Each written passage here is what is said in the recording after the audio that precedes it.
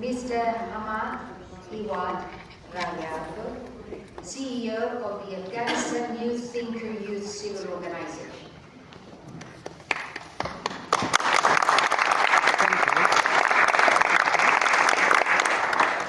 Thank you.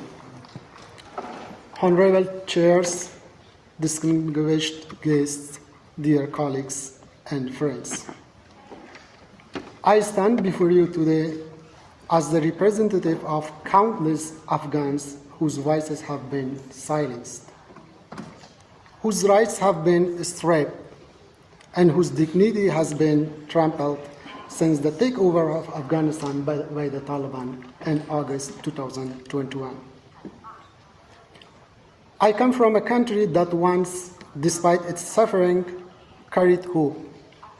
For more than a decade, I worked as a human rights defender and civil society activist with my peers, trying to open windows of opportunity for education, for free speech, for peace and democracy. I believed in a future in which young generation could build the Afghanistan they deserved.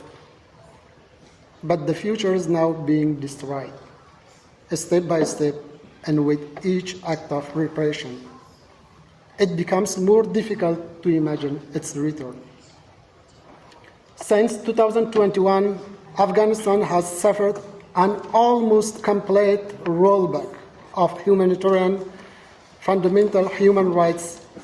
The United Nations Assistance Mission in Afghanistan, the Human Rights Watch, and some other observers between August 2021 and November 2025 recorded thousands of casualties, including extrajudicial killings, arbitrary arrests, detentions, and forced disappearances, instances of torture and ill treatment of former government officials, human rights defenders, and civil society activists.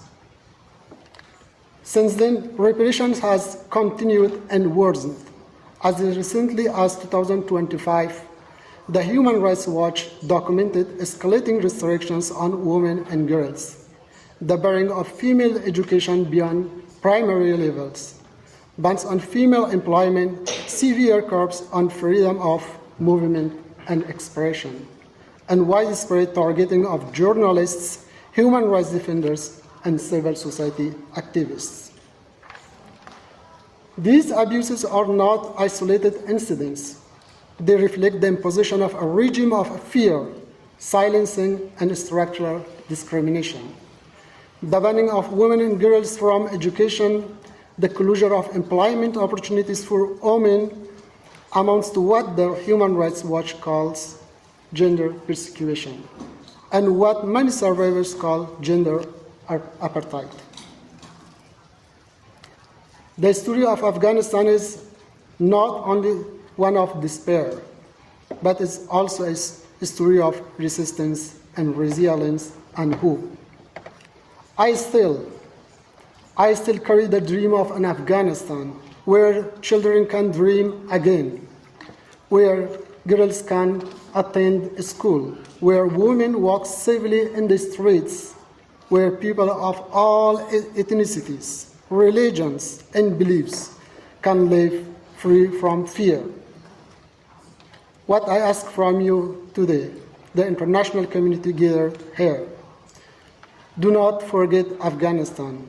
Do not allow it to sink into oblivion while the world attentions shifts elsewhere. Demand accountability through credible mechanisms, through international courts, through independent investigations. The abuses must be documented, and the perpetrators must not enjoy impunity. Insist on protecting fundamental rights, especially of women, girls, minorities, and activists at risk. Let us ensure that human rights, human dignity, and justice are not just words at international conferences, but lived realities for every Afghan, men, women, children, minorities, the persecuted, the displaced, because peace without justice is not real peace. I repeat it. Peace without justice is not a real peace. I and many others like me believe in a future for Afghanistan and the entire world, built on respect, equality, human dignity, and hope. Thank you.